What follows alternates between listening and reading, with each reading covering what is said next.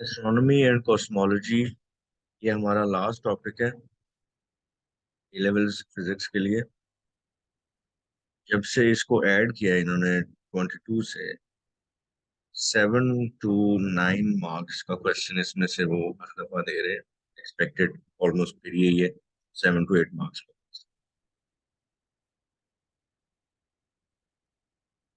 इस टॉपिक को स्टार्ट हम करते हैं।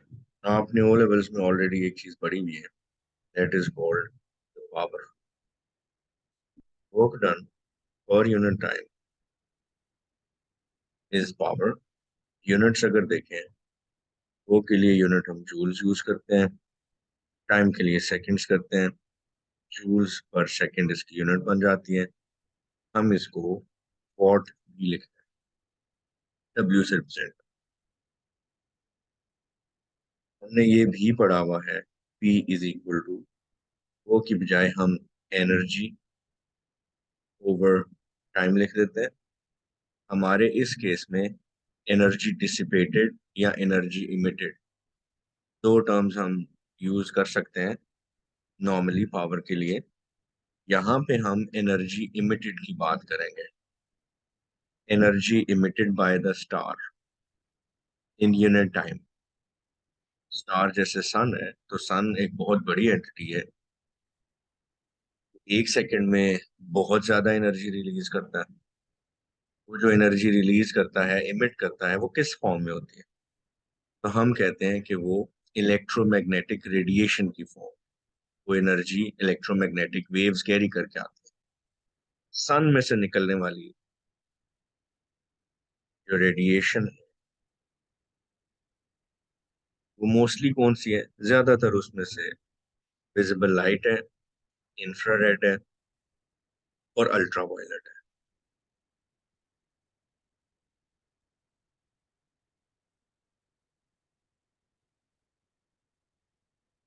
फाइन। अब हम इसको लिंक करते हैं टर्म ल्यूमिनोसिटी के साथ, जो हमने सबसे पहले अपने इस टॉपिक में क्लैरिफाई करना। What is luminosity? तो बेटे, luminosity is basically power. Power को ही हम ल्यूमिनोसिटी कह सकते हैं। फर्क क्या है? जब हम कहेंगे कि energy specifically radiant energy, energy जो हमें इलेक्ट्रोमैग्नेटिक रेडिएशन की फॉर्म्स में मिल रही है, फोटॉन्स हैं, डिफरेंट फ्रीक्वेंसीज के हो सकते हैं, वेवलेंथ्स के। हम इसको थोड़ा इस तरह से अगर लिख लें, पावर की जगह हम ल्यूमिनोसिटी की टर्म यूज कर लेंगे। एनर्जी हम ई ही लिखेंगे, लेकिन हम इसे रेडिएंट एनर्जी कहेंगे और डिवाइडेड बाय टाइम कर देंगे। तो ये हमारा ल्यूमिनोसिटी का फॉर्मूला बन। हम इसके लिए जो यूनिट है वो जूल्स पर सेकंड भी लिख सकते हैं, वॉट भी लिख सकते हैं। सेकेंडली, लेट से एक स्टार है और वो स्टार एक सेकंड में एनर्जी रिलीज जो करता है, तो वो तो हर डायरेक्शन में एनर्जी उसमें से इमिट होगी। वो तो हर डायरेक्शन में जाएगी। इंफ्रारेड है, चाहे उसमें से लाइट एनर्जी है, चाहे कोई भी और फॉर्म है रेडिएशन की, वो उसमें से हर डायरेक्शन में इमिट हो रही है। ओके। अब यहाँ पे जो दूसरी हमने टर्म सीखनी है, वो है कि if I equals power over area, intensity, हमने इसको ए एस में पढ़ा हुआ है इंटेंसिटी।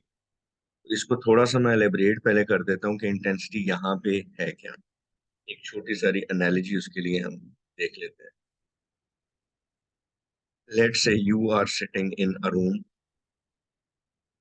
और आपके एक साइड पे जो दीवार है वहां पे एक डोर है, और उस डोर की जो हाइट है वो 2 मीटर्स है, और उसकी जो विड्थ है वो 1 मीटर है। ओके, और ये दरवाजा पूरा खुला हुआ है। Room is dark from inside,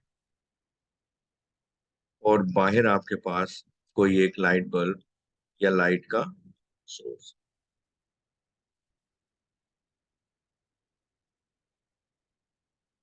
अब उस लाइट सोर्स से जो एनर्जी हमारे पास पहुंचेगी, वो वही वाली होगी जो इस दरवाजे के बीचों बीच रेज ट्रेवल करेंगी, और उसके अलावा बाकी तो इस दीवार की वजह से जो रोशनी अगर उसकी आएगी भी तो वो इस दीवार के साथ hit होगी। अब यहाँ पे intensity is power over area, and power is energy over time. तो अगर हम इसको सिंप्लीफाई करें तो I equals energy over time, which is power over area. ठीक है, इसको ऐसे भी तुम लिख सकते हो, E upon T A. Mathematically ये सिंप्लीफाई हो कैसे बना। ठीक है, मिसाल के तौर पर ये जो लाइट सोर्स है, इसमें से जो एनर्जी रिलीज होती है वो है 500 जूल्स। कितने टाइम में ये इतनी एनर्जी रिलीज कर रहा है, तो हम कह देते हैं कि ये जी 20 सेकेंड्स में इतनी एनर्जी रिलीज कर रहा है। फाइन। अब जो इसमें से एनर्जी निकल रही है वो तो हर डायरेक्शन में जा रही होगी। अगर हम ये कहें कि हमारे पास ये जो डोर का एरिया है ये वाला, इसमें से कितनी एनर्जी है जो पास करके हमारे तक पहुंच रही है when we are sitting inside the. हम ये देखना चाह रहे हैं कि जो एनर्जी इस दरवाजे में से गुजर के हमारे पास आ रही है। अब दरवाजे में से अगर गुजर के आ रही है तो उसका कुछ ना कुछ एरिया तो होगा जिसमें से वो पूरी लाइट अंदर आ रही है। वो एरिया कैसे कैलकुलेट करेंगे? एरिया कैलकुलेट, क्योंकि दरवाजा रेक्टेंगुलर है, हम कर देंगे 2 times is equal to 2 metre square. ठीक है, एरिया मिल गया। अब अगर वो सोर्स ऑफ लाइट या सोर्स ऑफ एनर्जी 500 जूल्स हर डायरेक्शन में ओवरऑल भेज रहा है, तो हम ये देखना चाह रहे हैं कि हमारे इस दरवाजे में से अंदर कितनी एनर्जी आ रही है। तो लेट से कि वो टोटल जो 500 बनाता है उसमें से हम कह देते हैं कि जी जो 100 है हमारे पास वही इस दरवाजे में आ रही है।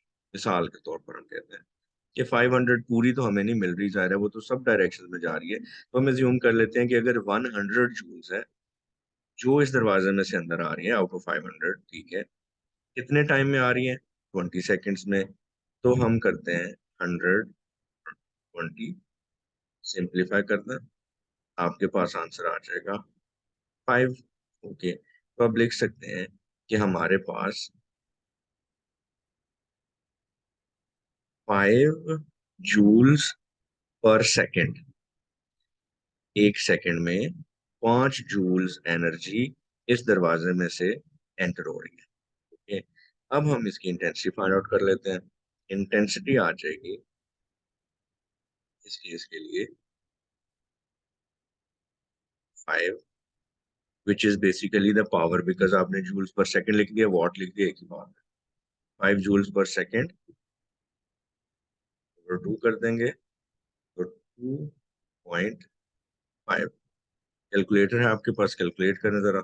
यूनिट क्या लिखनी चाहिए? तो बेटे आपकी जो पावर की यूनिट है वो वॉट है, और जो 2 है ये एरिया है, एरिया की यूनिट है मीटर स्क्वायर। तो आप इंटेंसिटी के लिए यूनिट लिख देंगे वॉट पर मीटर स्क्वायर।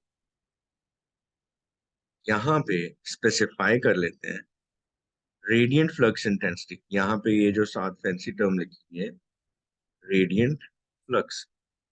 तो जैसे हमने पावर के लिए ल्यूमिनोसिटी की टर्म यूज की है, इसी तरह से हम इंटेंसिटी के लिए रेडियंट फ्लक्स इंटेंसिटी की टर्म यूज कर लेंगे। तो ये है सिंपली वही इंटेंसिटी जिसको हमने अभी लर्न किया है। सिर्फ और सिर्फ फर्क ये है कि जैसे हमने रेक्टेंगुलर डोर की बात की और उसका एरिया हमने एज रेक्टेंगल फाइंड आउट किया, उसकी बजाय जब हम स्टार्स की बात करते हैं, स्टेलर्स की बात करते हैं, तो स्टार तो स्फेरिकल होते हैं। अगर वो स्फेरिकल होते हैं तो उनमें से लाइट तो उनकी हर डायरेक्शन में जा रही होती है। अब फाइनली जो चीज आपने समझनी है वो ये है, एक तो आई की जगह हम लिख देंगे एफ, का कलर में चेंज कर, आई की जगह हम लिख देंगे एफ पावर की जगह हम ल्यूमिनोसिटी कैपिटल एल लिख देते हैं, और एरिया की जगह, एरिया फाइंड आउट कैसे करेंगे, if it is a sphere, तो स्फीयर का तो एरिया अगर हम फाइंड आउट करना चाहें तो वो आ जाएगा 4πr²। तो बेटे जो रेडियंट फ्लक्स इंटेंसिटी के लिए हम कह सकते हैं कि हमने कस्टमाइज्ड फॉर्मूला क्या लिखेंगे, वो हम लिखेंगे F is equal to L upon 4πr²। Basically ये इंटेंसिटी ही है। इंटेंसिटी के लिए आप कह सकते हैं कि हम उसकी डेफिनेशन के ऊपर जो जनरल फॉर्मूला डेवलप करते हैं, that is I is equal to power upon area. क्योंकि यहाँ पे हम किस पावर की बात कर रहे हैं, हम बात कर रहे हैं कि जी energy carried by electromagnetic radiation per unit time, तो इसलिए हम उसको ल्यूमिनोसिटी कहेंगे। और फिर वो ल्यूमिनोसिटी अगर यूनिट एरिया में से जा रही है तो हम उसको रेडियंट फ्लक्स इंटेंसिटी कह देंगे। क्योंकि हमारे जो स्टार्स हैं वो स्फेरिकल हैं, तो उनके ऊपर जो एरिया के लिए हम फॉर्मूला अप्लाई करेंगे वो सरफेस एरिया, वो स्फीयर का अप्लाई करेंगे, और स्फीयर का सरफेस एरिया 4πr² होता है। तो इसलिए हम ए को रिप्लेस कर देंगे 4πr² से, और हमारे पास जो रेडियंट फ्लक्स इंटेंसिटी का फॉर्मूला बन जाएगा वो आ जाएगा F is equal to L over 4πr²। यहाँ पे हम एक क्वेश्चन सॉल्व करते हैं और देखते हैं कि हमने अभी तक इसमें से क्या सीखा।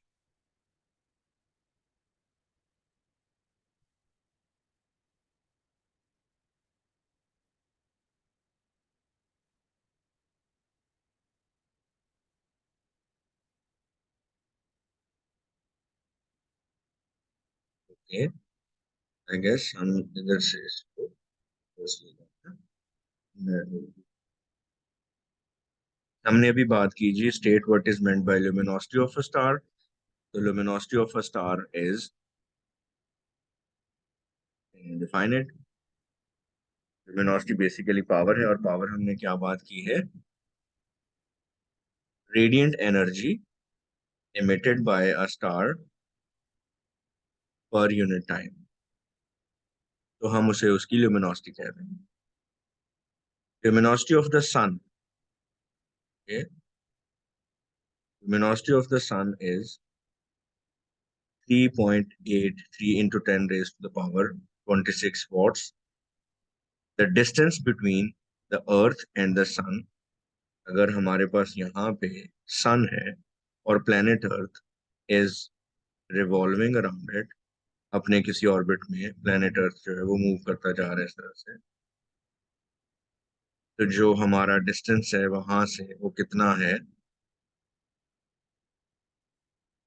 हमारा डिस्टेंस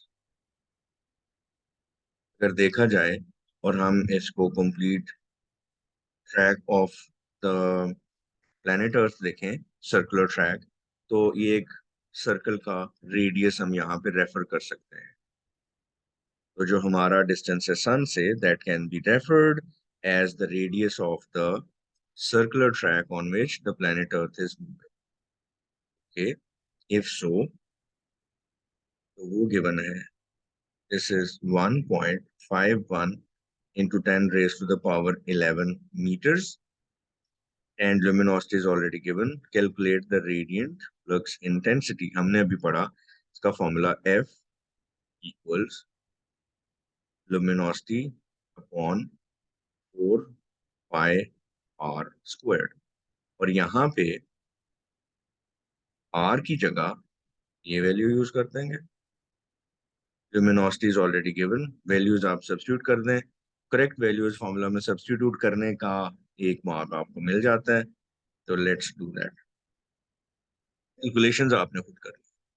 ल्यूमिनोसिटी आ गई 3.83 into 10 raised to the power 26 divided by 4, 3.142, 1.51 into 10 raised to the power 11 is equal to, और अब आपने लिखना क्या है, आपने आंसर यहाँ पे लिखना है। यूनिट क्या आएगी, हमें पता है ल्यूमिनोसिटी इज पावर, और पावर के लिए यूनिट हम लिखते हैं वॉट्स, और एरिया किसी भी चीज का हो मीटर स्क्वायर्स में आता है, और area is in the denominator, तो हम उसको थोड़ी सी वेरिएशन भी आ सकती है, बी फ्लेक्सिबल। वो वेरिएशन क्या हो सकती है? वो वेरिएशन हो सकती है, use the data to calculate the mass that is converted into energy. Fine, तो एनर्जी में जब सन पे से वो जो एनर्जी एमिट कर रहा है पर सेकेंड, वो तो हाई डायरेक्शन में कर रहा है, ओके। कितनी कर रहा है? luminosity of the sun is 3.83 into 10 raised to the power 26 watt. That means sun is emitting 3.83 into 10 raised to the power 26 joules per second. Okay, let us break it down. Power या फिर luminosity, which is given as 3.83 into 10 raised to the power 26 watts, can be written as 3.83 into 10 raised to the power 26 joules पर second, okay. एक second में इतने joules energy emit कर रहा है। Fine, energy आपके पास आ गई। इसी एनर्जी को अगर हम मैस में कन्वर्ट करना चाहें, E equals M C squared formula use करना है। एनर्जी है जो आपके पास, डिवाइड बाय सी स्क्वायर्ड कर दें। C is speed of light 3.0 into 10 raise to the power 8 second होता है। वैल्यू सब्स्टिट्यूट कर दें, आपके पास मैस निकल आएगा kilogram. The radius of the sun is 6.69 into 10 raised to the power 8 meters. Show that the temperature T of the surface of the sun. यहाँ पे हम इसके आगे नेक्स्ट वीडियो में स्टार्ट करेंगे, जिसमें हम बात करेंगे ब्लैक बॉडी रेडिएशन के लिए, वीन्स डिस्प्लेसमेंट के लिए, और स्टेफन बोल्ट्जमैन कांस्टेंट के लिए, और उसके बाद हम हबल्स लॉ पे चले जाएं। I am ending this lesson here. और हमने आउट ऑफ 3 लर्निंग आउटकम्स एक को काफी हद तक कवर कर दिया। Hopefully in the next video हमारा ये पूरा टॉपिक कवर हो।